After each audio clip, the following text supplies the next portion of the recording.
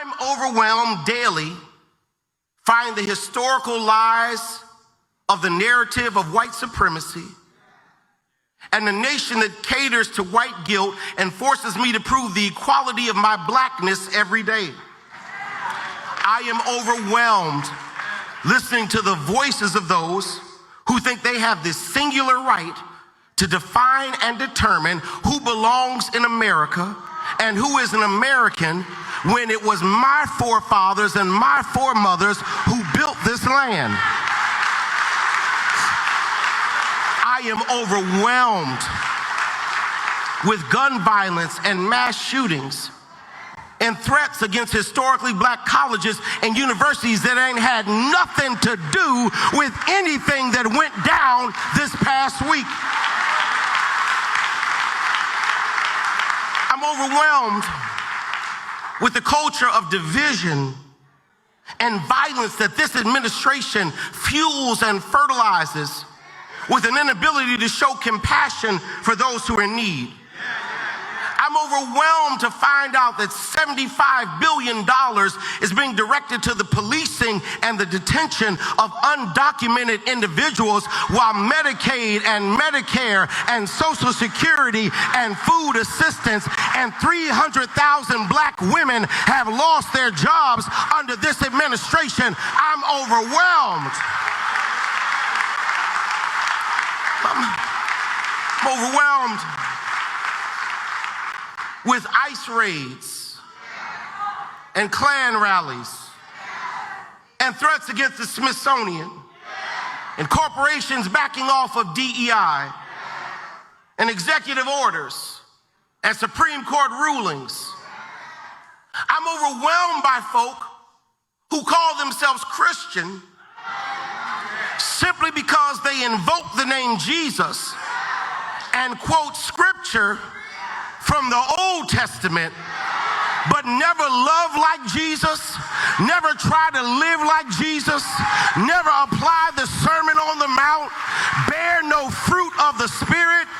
I am overwhelmed.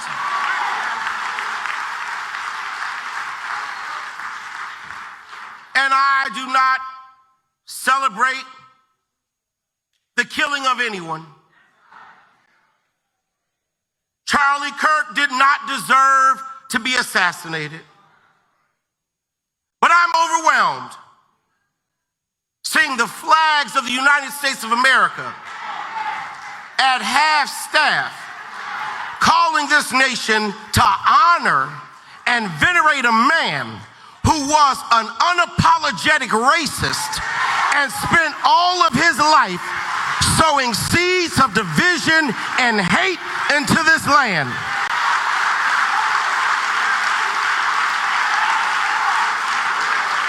And hearing people with selective rage who were mad about Charlie Kirk but didn't give a damn about Melissa Hortman and her husband when they were shot down in their home, tell me I ought to have compassion for the death of a man who had no respect for my own life.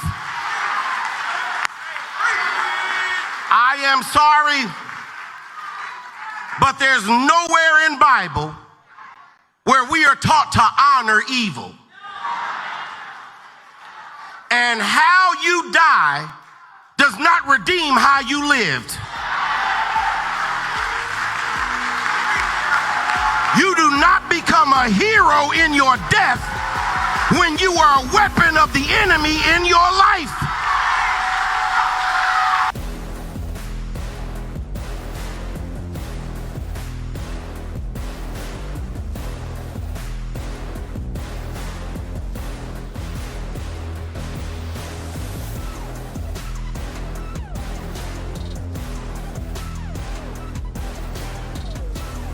Hey guys, welcome to the Sober Man Podcast. It is your boy DB in the building.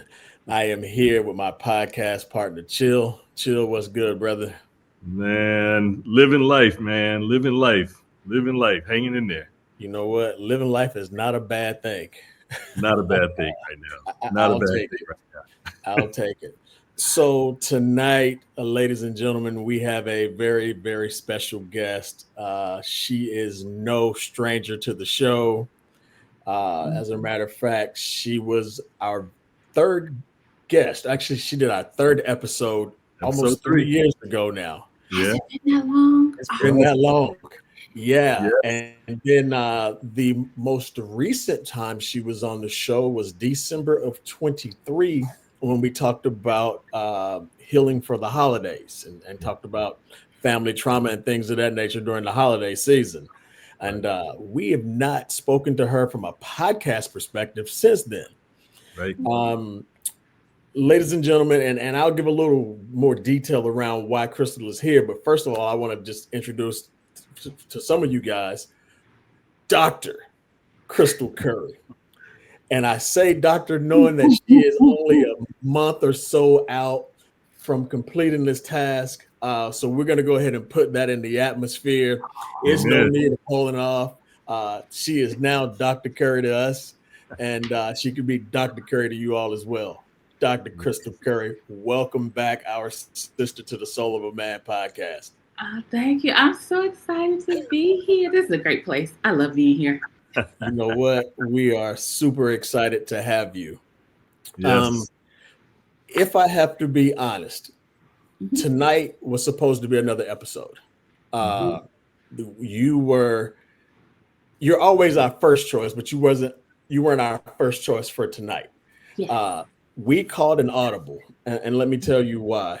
Yep. About 3:45 in the morning, this past Wednesday morning, I'm laying awake in bed, can't sleep.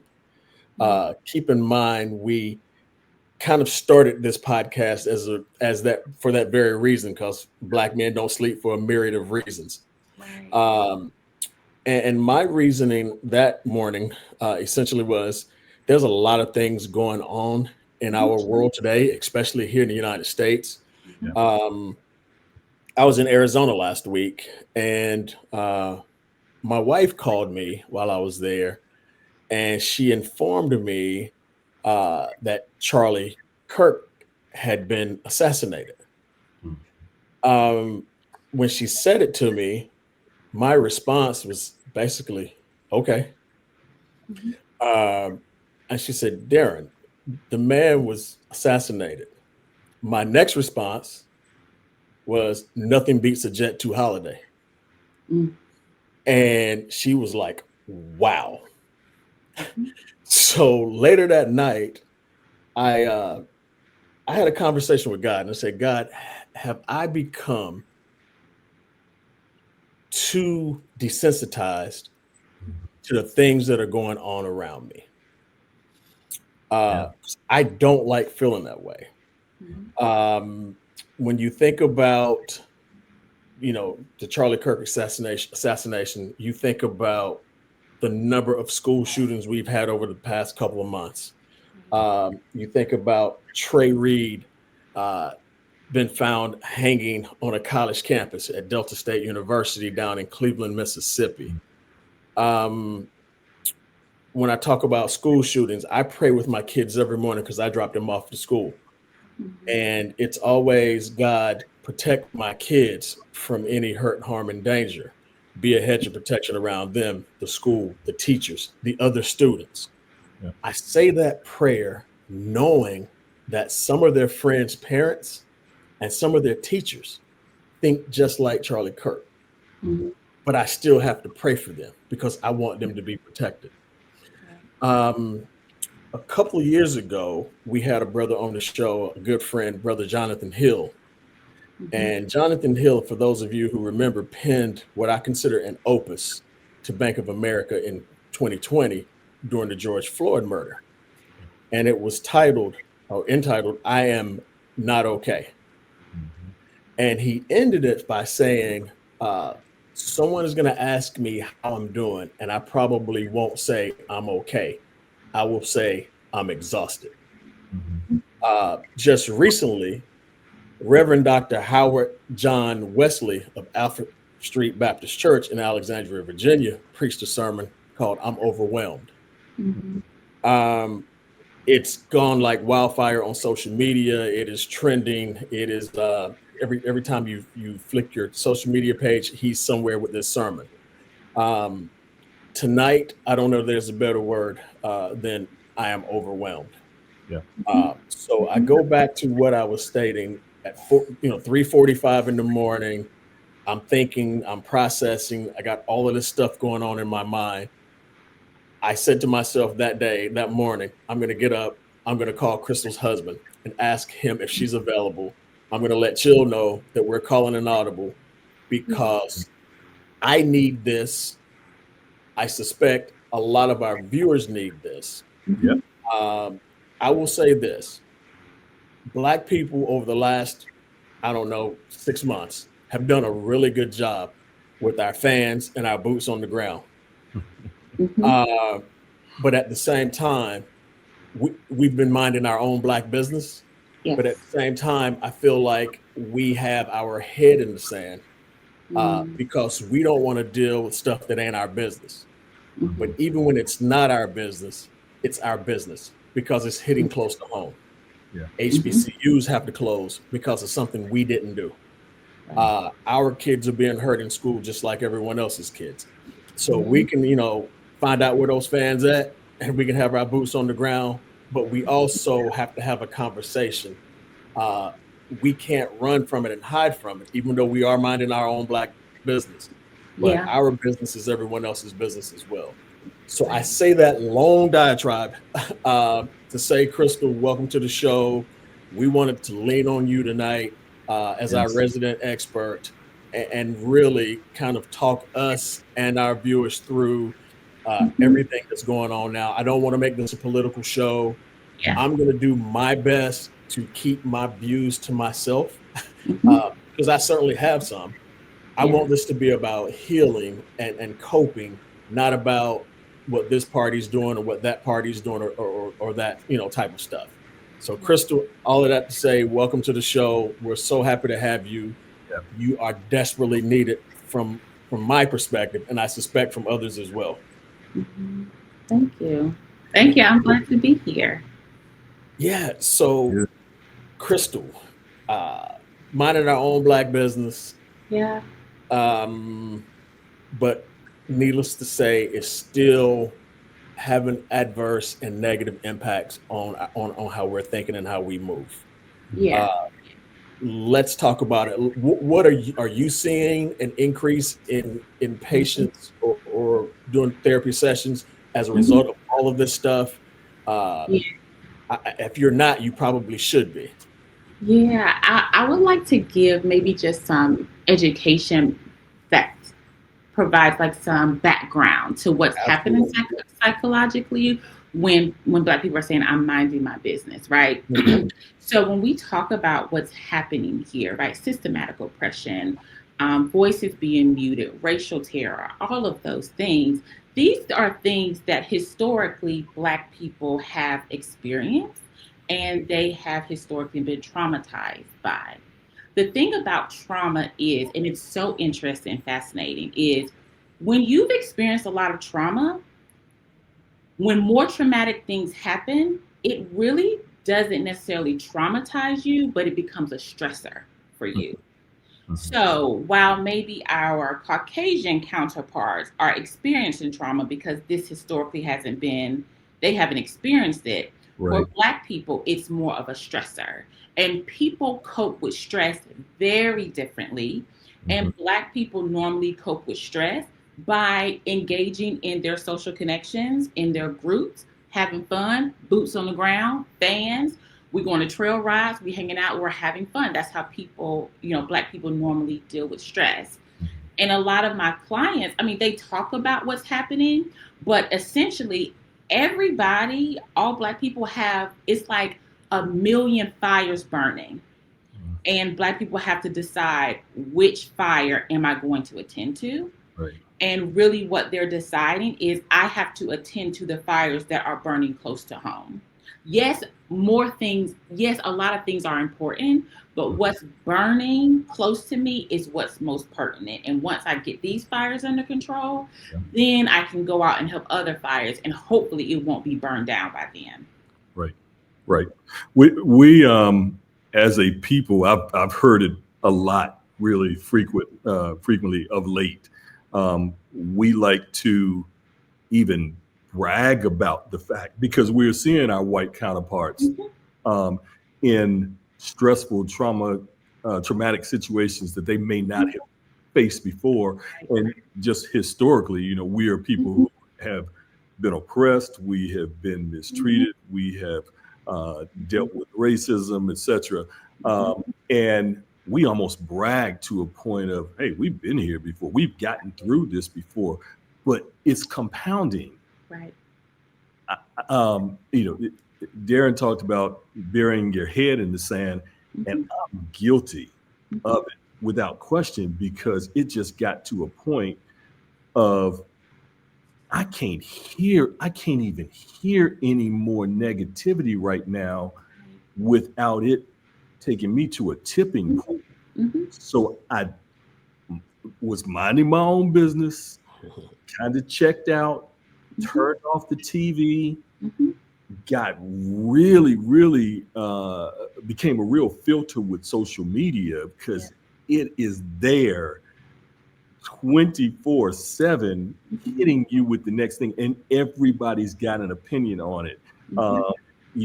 With this whole Charlie Kirk scenario and the backlash that's come from it, everybody's got an opinion. And I really hit a point where it was just like, I can't hear any more of this without it enraging me and overwhelming me even more.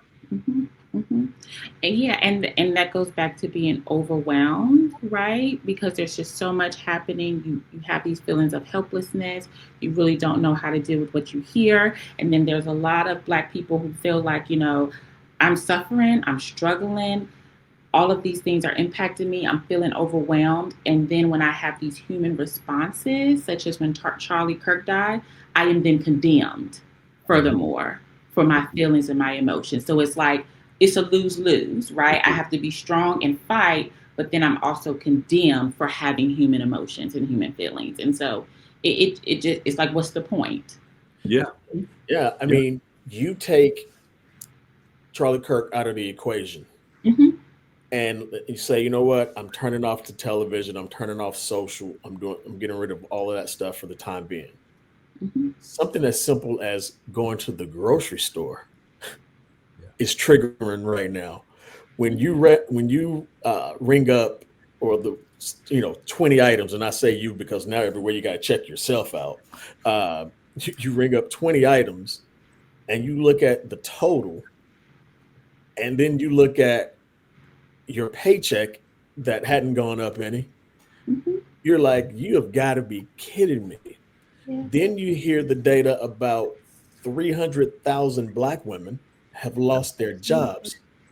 And I think that is and I'm not a conspiracy theorist, but I think that's an intentional ploy, because they realize that the Black woman is the most educated person on the face of this earth, and also becoming the highest money earner on the face of this earth. So what can they do to hurt the community? They used to go after us as in the brothers. Now they're going after the sisters, because they realize that, hey, these sisters went out and got it, both from an education standpoint and also their earning potential.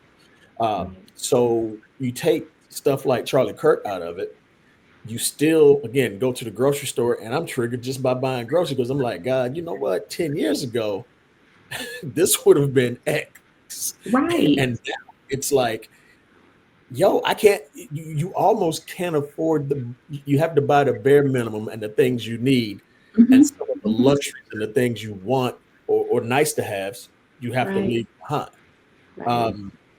Again, we're used to it as a race of people. But man, it's hard. And even to like piggyback on that, there's a lot of Black people who are seeing everything that they work for like dissipate overnight, whether it's savings, where they are in their jobs, family.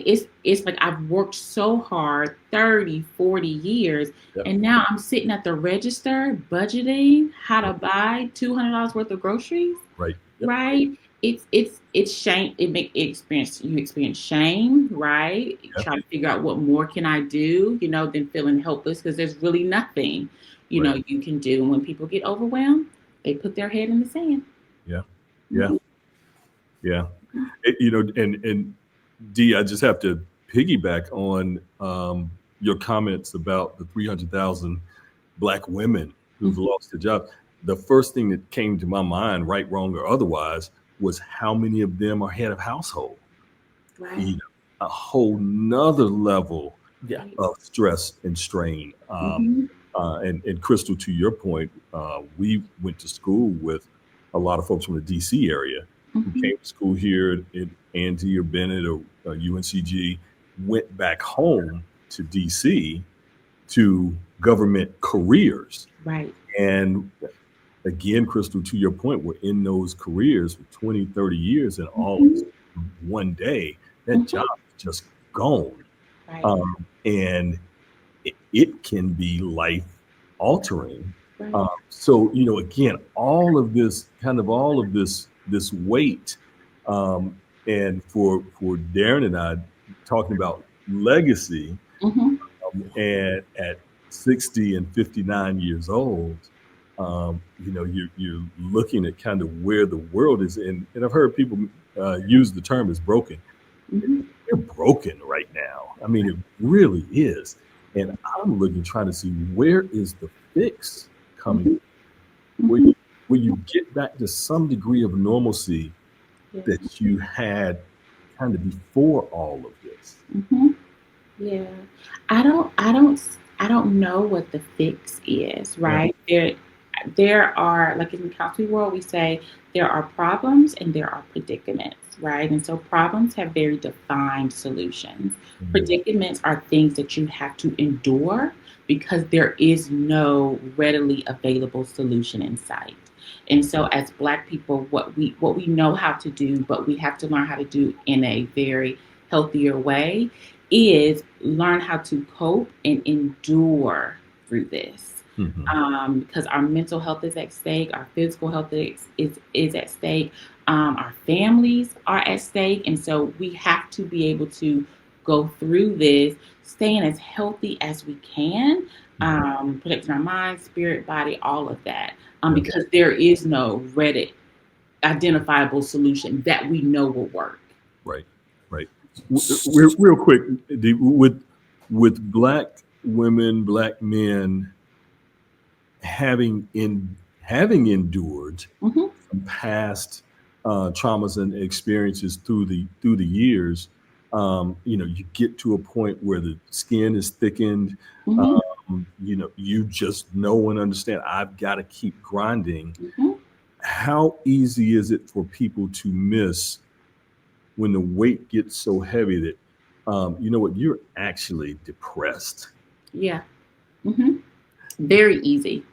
Very easy because you can be actively depressed, you can be functionally depressed. Actually, for Black and Brown people, depression looks very different than white people, right? Because, for example, just by our nature, Black people normally do not like lay in bed and miss jobs and not be able to pay their bills. They're going to get up, they're going to go to work so they can pay their bills, they're going to take care of their kids, they're going to do the bare minimum, and then they have no energy, no interest in anything else. So it looks very different for us.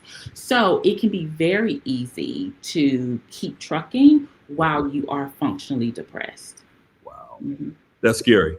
Hmm. That's scary, because that seems like it could potentially be a black hole that you could fall further and further Hmm. into. Hmm. That's why community is so important. You need people that say, "Hey, I ain't talk to you. Where you been? We usually talk at least once a week. Where you been?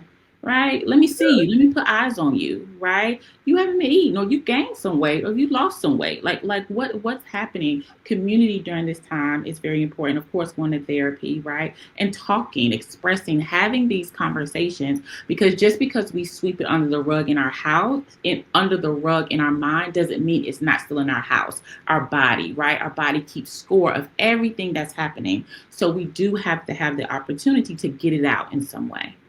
Right. I keep hearing and share with friends, um, as much as I can. Check on strong ones. Mm-hmm. Uh, you've got people, Darren and I've had this conversation, who literally have been giving people who pour into others, maybe even more so than they do themselves. And the community kind of leans on them as the rock. Yeah. And they could be some folks who are struggling the most at a point. Right. Absolutely. Mm-hmm. Yeah.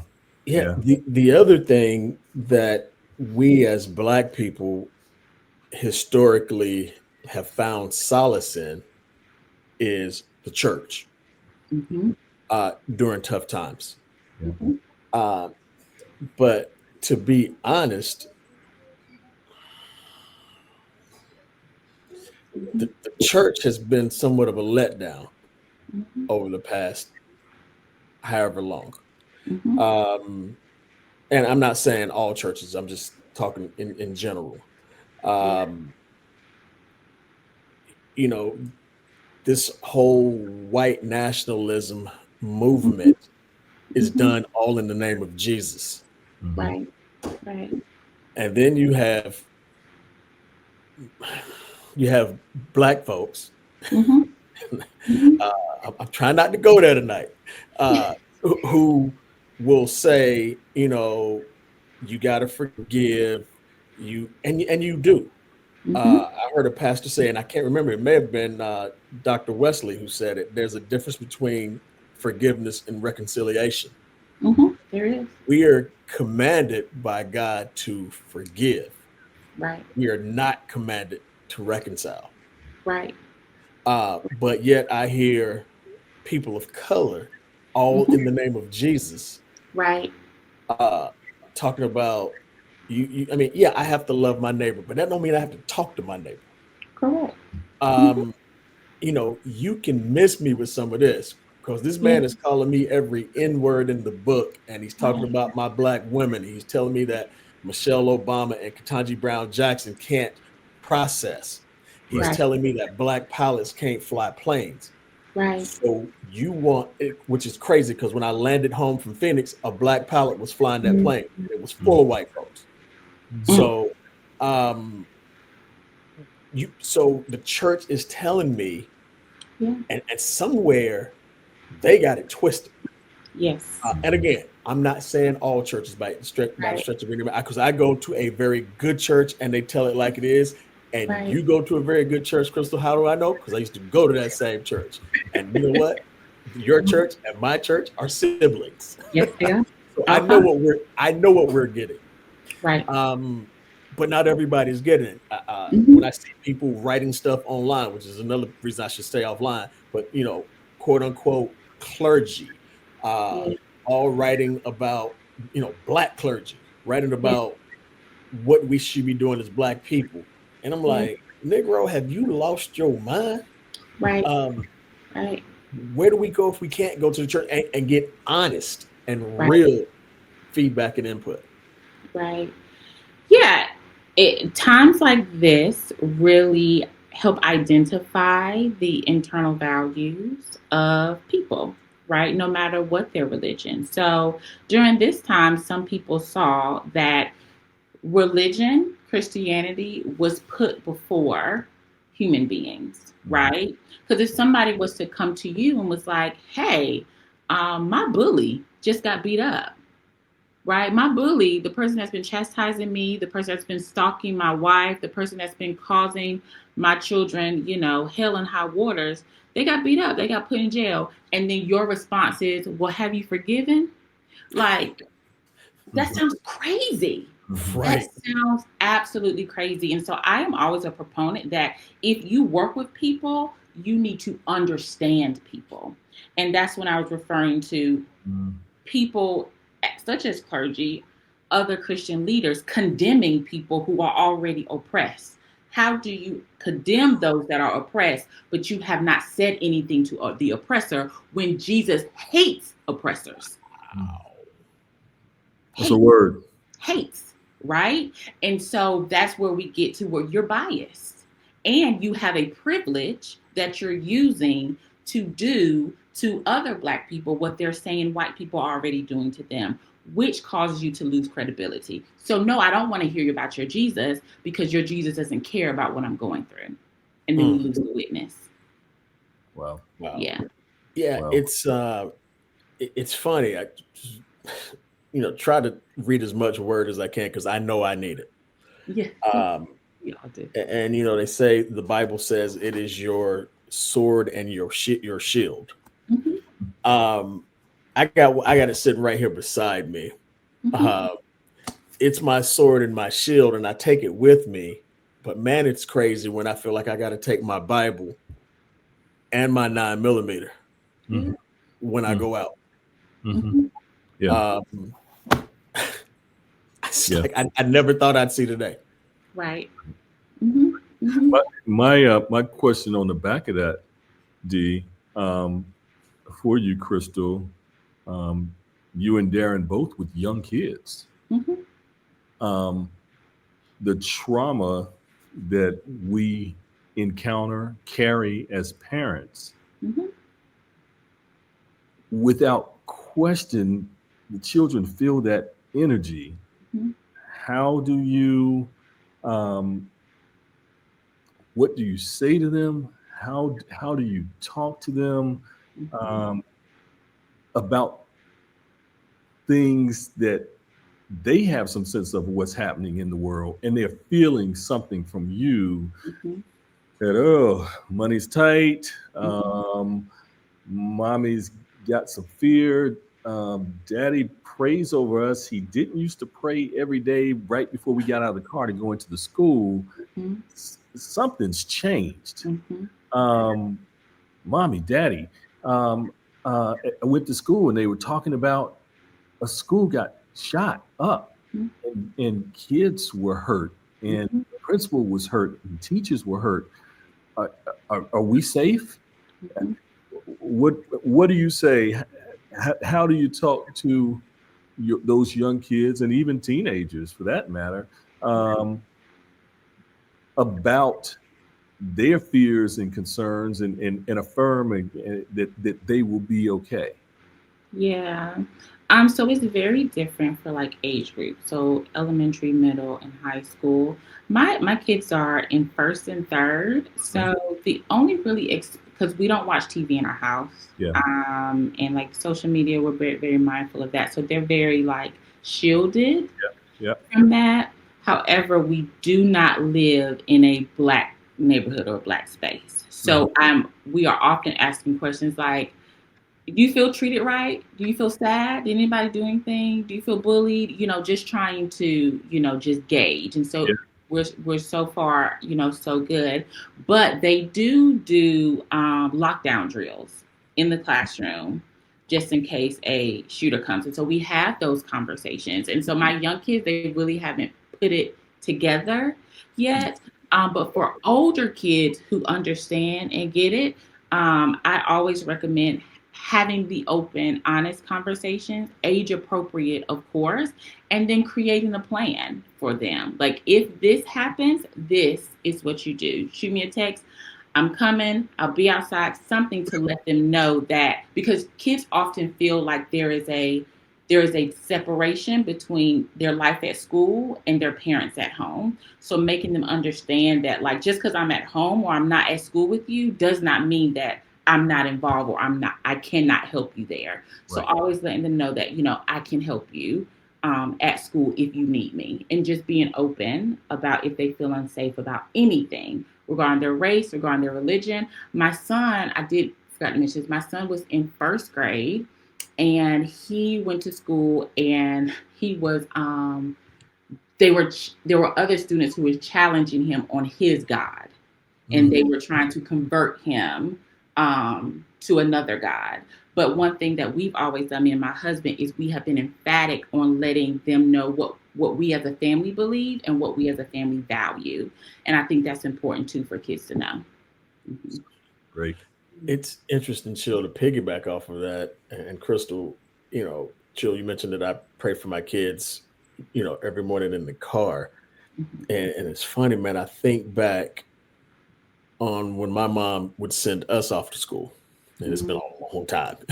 uh, she never prayed, God protect my kids from this stuff. It was the only thing we worried about when we were in school is maybe if the school caught on fire or if there was a tornado and we went out in the hallway and did those crazy tornado drills with our heads between our legs. Right. That's all we worried about. Yeah. My mom never prayed about an active shooter. Right. She never prayed about God protect my kids from the school getting shot up. I mean, when I say never, I mean not a day in my life when I was in school, from 1st to 12th grade. And my mom prayed. Yeah. Never about that. Now, I don't worry about tornadoes blowing through my kids' school and tornado drills. I don't worry about that at all. What I do worry about is some idiot getting into the school and harming folks.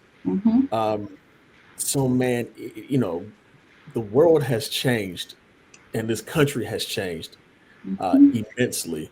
And so I would say to anybody, if you don't keep a fresh set of knee pads on deck, then you're crazy. And especially when you have small kids like we do, well, kids in general, I don't care how small they are, because the kid at Delta State is not a small kid. He's a 21-year-old. You certainly have to keep your knee pads whenever you have kids. Yeah. And that leads me to piggyback on that. Say, during this time, you have to have hope in something. Yeah. There's too much going on, and it's too easy to slip into hopelessness. And when you start to slip in hopelessness, you start to get those thoughts about, is it worth me living? Nothing's going to change. So it doesn't matter if I'm here or not. And now you come to a place where you become depressed, and the final symptom of depression is death by suicide. And that is a very quick slope. It is a very slippery slope if you are not careful. So hoping and finding faith is pertinent during this time. Yeah. Do you find now still a resistance specifically in the Black community of people seeking therapy? Is it still taboo in our community? No, not so much taboo. The concern now is therapists are tired, so therapists have decreased their caseload, or they're not taking as clients and stuff. So there's people seeking. As a therapist, I find myself making more referrals for medication management, for psychiatric care. Even if it's an as needed basis, your anxiety is too high to function, and we need something additional until what we do in therapy can start working. Got it. I'm doing a lot of what is it? Leave requests, FMLA, that's it. FMLA, yeah. Right, in jobs, because people just need a break. Yeah. They're just not functioning well. Work is becoming overwhelming. Life is just overwhelming, and they're just not doing well. So I'm finding myself doing more of those too, and my colleagues are too. Got it. Who do you guys go to, Crystal? Who do the therapists go to? Because I've said before when we were first on the show, I don't know how you do this every day without pulling your own hair out. So who do you guys lean on, or you specifically? Therapist, and I am just, and it's probably I know it's my traumatic past too, but I'm just very good at compartmentalizing things. Like once I'm done until I come back to it. Yeah. Talk about that a little bit more. It's just so I can have 8 clients in one day, and as soon as I'm finished with a client, brain off, next client, brain off, next client. It's kind of like head in the sand, kind of. Yeah. But I just do not return until it's time for me to go there. So, Hi everybody, it's Crystal Currie, licensed trauma therapist, and I have some exciting news. Look, the second edition of the Intentional Forgiveness Workbook is here, and this edition goes more in depth about those emotional wounds that people have caused, your triggers, how to separate expectations from reality, what type of forgiveness to offer to people. Even though it's for you, you have to really identify what type of forgiveness they have earned. And listen, I am so excited to see what happens with you when you do the work that's in this workbook. There's even a forgiveness planner to keep you on track on your healing journey. I can't wait to talk to you and experience forgiveness with you. Go ahead and order.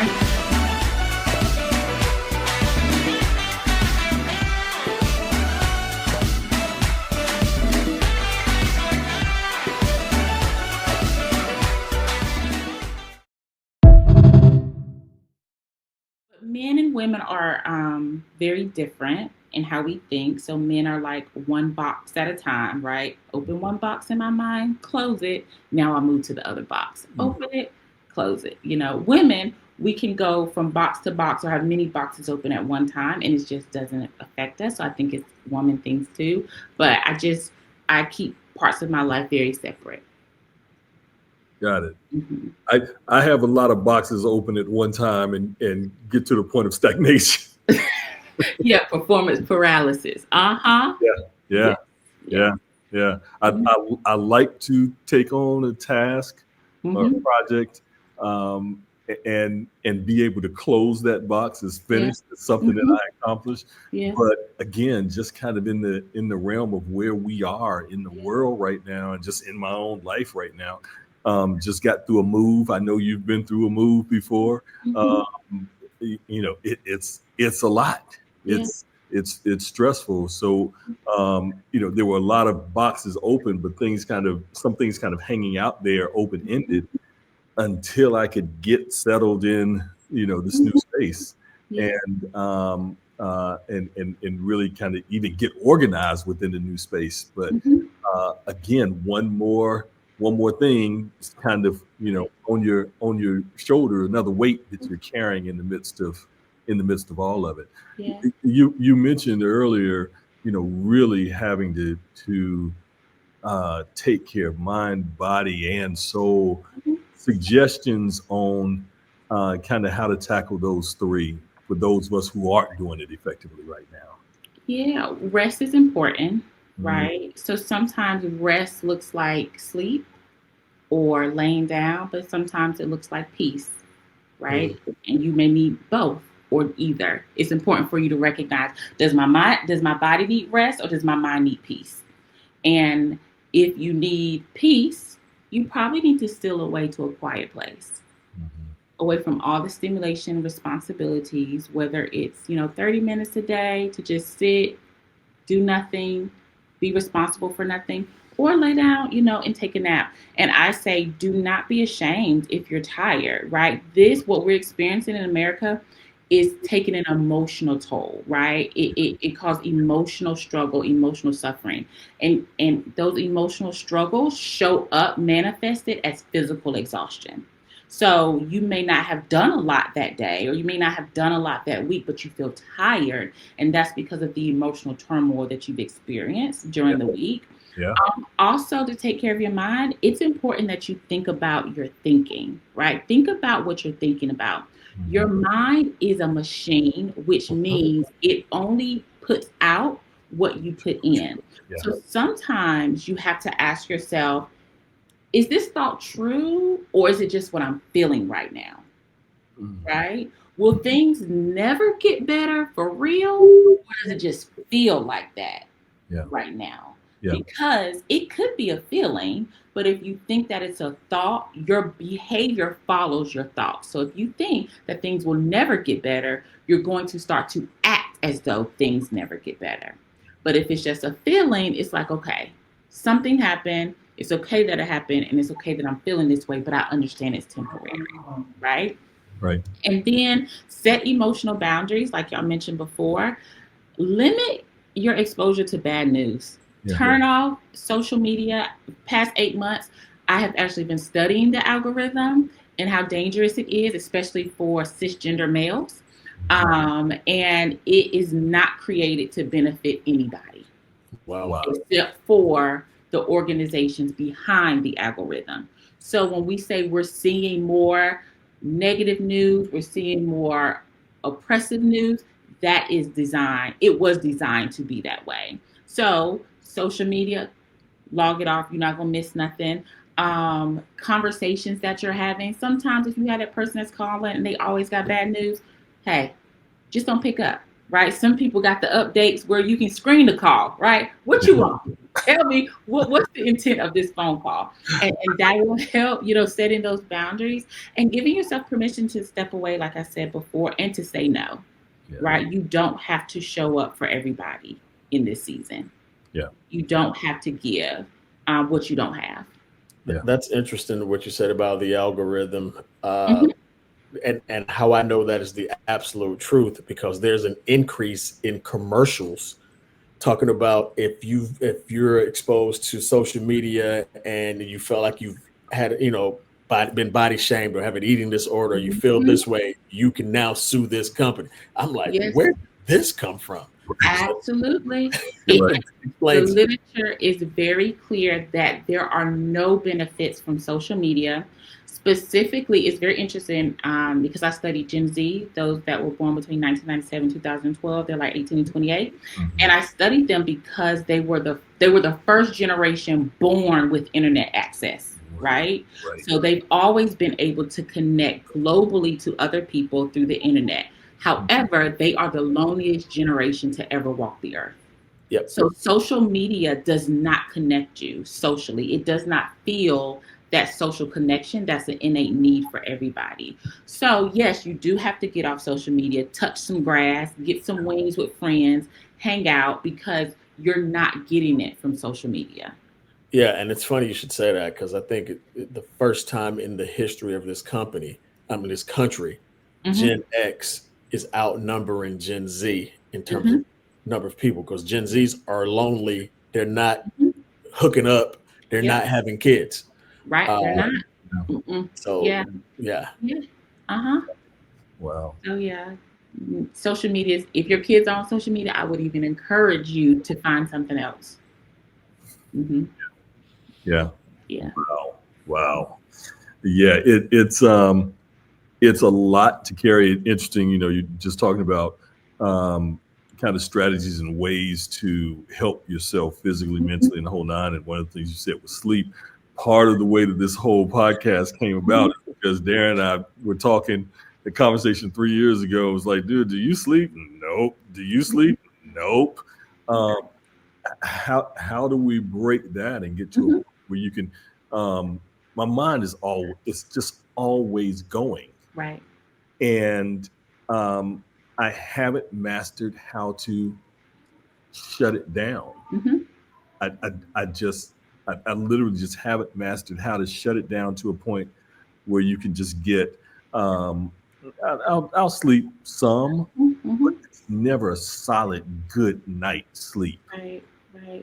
So it's this kind of gerbil will, always feeling fatigued, with the lack of sleep. Most people do not have a nighttime regimen. They don't have a get ready for bed, get ready for sleep regimen.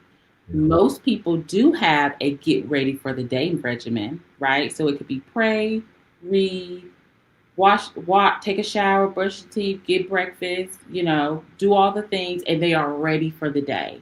But you need the exact same regimen for nighttime, because you have to prepare your mind and your body for bed, just like you prepare your mind and your body for the day. So that could be reading, prayer, taking a shower, reading a book. Research says no TV, no phone within an hour of going to bed, because the light that comes from laptops, TVs, and phones mimics the light that comes from the sun. And your brain is a machine, and it only puts out what you put in. So it thinks that we about to go somewhere for the day, right? While you're scrolling. Right.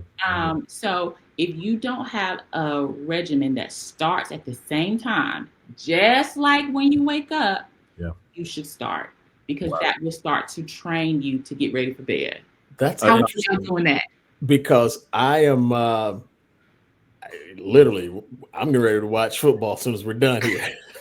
which I'm just being honest. You watch Monday Night Football, you're like Thursday Night Football, and especially if your team is playing, you're on edge And so it literally takes me probably 2-3 hours to try to go to sleep after a game is over. Now that is very dumb of me knowing that it's going to be this way, but I can't help myself. I got to watch my sports.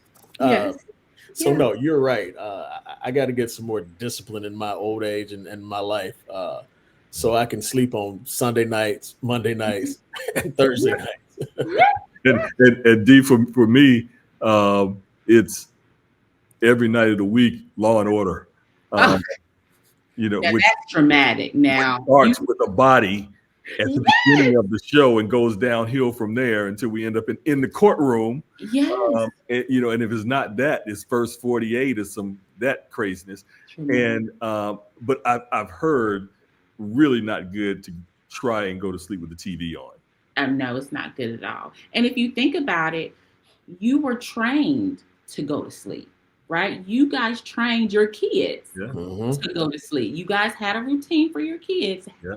Maybe not you, Chill, because your kids are older, but Darren, you have a routine. This is what we do. You know, try to. Yeah. Right. So you have to do the same thing for your adult self. Got it. Interesting point, though. Let me ask you this. In all of this, because you mentioned the kids, what can significant others, spouses, what can we do to help one another? Because I know I'm not on this journey alone. I have a wife. She's not on the journey alone. She has me, but we're two very different people. We're very different because she's gonna get her sleep. She's gonna get hers. I love it. Drives me crazy, and I'm like, man, I'm up at 3:45. I look over there, and she's calling them, and I'm thinking about having Crystal on a podcast. And so, but how can we, as a family unit, especially husband and wife, help one another through this time? Yeah, grace, but grace comes through lowering expectations. So even if, lowering the expectation that your spouse is going to show up at their best every day during every task, right? Yeah. And even offering sometimes, like, I know you do bath time. Let me do bath time, right? My day was a little easier. I know you cook usually, but let me cook. Don't worry about cooking. Let's just ride past this fast food place and pick something up. And if your spouse seems a little bit irritable, let it slide, right? If they seem like they got a lot on their mind, maybe they can't even articulate and put into words. Sometimes it's just sitting beside a person, not necessarily always talking about it if they're not ready to talk. That provides support as well. But essentially just lowering your expectation, because home is the safe space. And so you don't have to be on, and you don't always have to perform well at home. So, Crystal, can I fib on you just a little and tell my wife that you said we should do it more? to help me deal with my day. That is so. She gonna see this recorded and know you lying.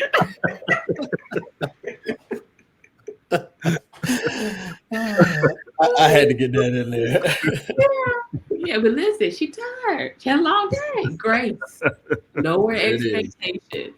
Yeah. I ain't gonna keep her long.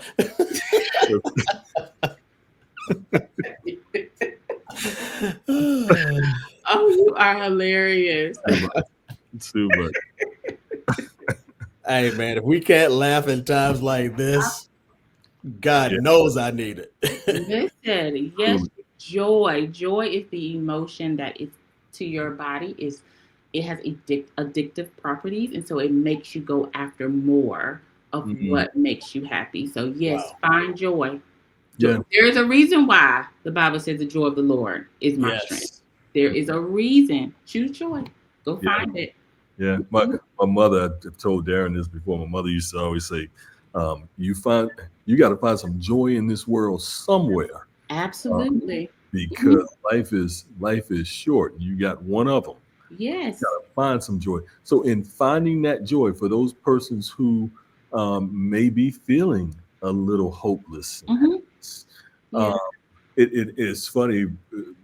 In my entrepreneurial life, which I'm still in, folks would say to me, I was in the custom clothing business, and folks would say to me, Jill, how did you start doing this? How did you find this? I mean, is this something you've always done? It's like, no, you know what? It was something of interest, and it became so much of interest. I really studied it and I pursued it. But there were 10 other things prior to this that I studied and pursued, and it just didn't stick because that wasn't my thing. How do people go about finding what that joyful thing is? That purpose and that joyful thing is. Yeah. I think it's fascinating. Exploration, being able to explore. We did it when we were kids. What do you like? What do you don't like? Let's try this. Let's try that. We kind of lose that as adults. But go explore again. Try something different. And if you're experiencing like hopelessness and just feeling let down, it's probably because you have like internalized the world and what's happening. But the world and what's happening is not a reflection of you, your worth, or your value. And it also doesn't dictate the joy and the emotions and the fulfilled life that you can have.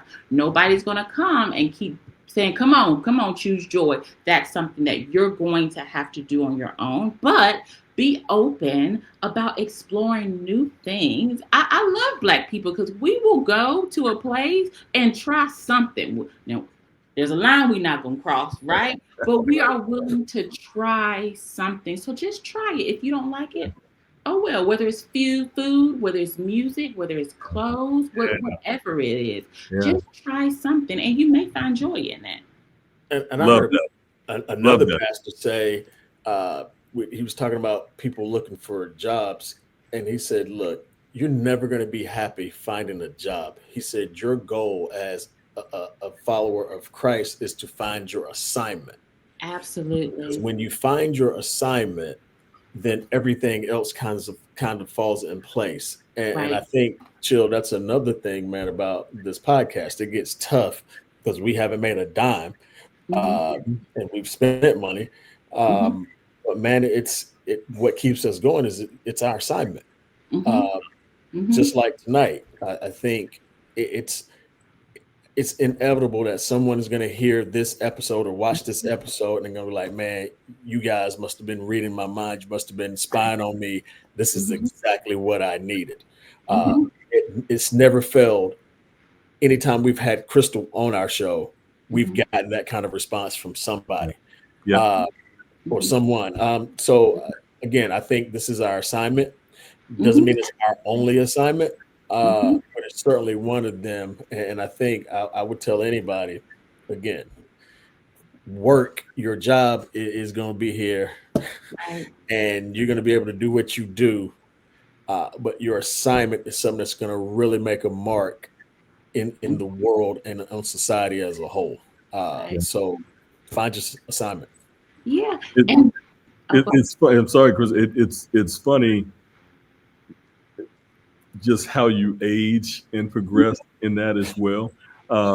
At 60, still working. I don't look for affirmation from anything in the workplace. I don't. I'm literally going through right now doing performance evaluations of my staff. And, it's required of me to do it. And, I'm making whatever little comments I'm making, whatever. When it comes to my own, it really is I don't care what you put on this paper. I am not affirmed by what you as a man, woman, think of me outside of what I do in this role, because the role itself doesn't define me. And just one other thing I would say too, in along with what you were talking about earlier, Crystal, in finding joy, those things that you find purpose and joy in don't have to become a business. Don't have to do, entrepreneurship is not for everybody. It can just be a hobby. It can be traveling, it can be cooking. It could be painting. It could be taking piano lessons at 60. It could be whatever. Yeah. But you don't have to put the additional stress and pressure on yourself that, oh, I've got to make money from this. Yeah. And I always tell my clients too, like, don't be dismayed by small or slow beginnings, right? Like, you're not behind. The race that we're running, like, the finish line is death, right? Like, you want to be in front. That's where you want to be? No, right? But oftentimes we get discouraged in the beginning and we forfeit our God-given assignment and what God has given us to do because of what things look like, not realizing that the consistency develops invisible progress. And this progress stacks and it compounds over time. And then eventually you'll be able to pull equity from it. But if you stop because you feel like you're behind, when we're all just racing to death, you're going to forfeit the equity that you're supposed to pull and invest in something else. So yeah, don't be dismayed. Keep doing what you're doing and staying consistent. That's the mic drop, D. Pretty much. How do you follow that? I'm not gonna try. Yeah. I'm not gonna try. Yeah. But did you hear? No doubt. Loud and clear. I did too. So we got to keep charging this race. And don't let what this world is going through change what you've seen for your life and change what you know is an assignment for your life. Don't let what's happening, because when God gave you that assignment, that vision, that desire, he already knew that this was happening. And God is not going to mismanage your life to the fact that he's going to let you see something and believe something that he's not going to cause to come to pass, right? So don't let this world make you forfeit what you've been assigned to do. Well, Dr. Crystal Currie, I'm about ready to call you Reverend Dr. Crystal Currie. You right. That's a word. That's a word. That'll preach. Yeah, that will definitely preach. Look, we always want you on the show. Certainly didn't want you on under these circumstances, but I knew if there was anyone who could deliver the goods, it was you. And anytime you want to be on, you have an open door policy if no one else does. You are more than welcome at any time. We appreciate you. We celebrate you. We congratulate you in advance on becoming Dr. Crystal Currie. Again, only about a month and some change out. Can't wait to celebrate that with you all. That is a big accomplishment, not just for you, but also your husband and kids, because it takes a unit whenever someone's going through something like this. Thank you again for coming on our show. Thank you for just pouring into us, pouring into our viewers. We love you. If there's anything, and I do mean anything, that we can do to assist you and your family, please don't hesitate to let us know. We are here for you. And it has been our absolute honor and pleasure. It's the Soul of the Man podcast, and we're out.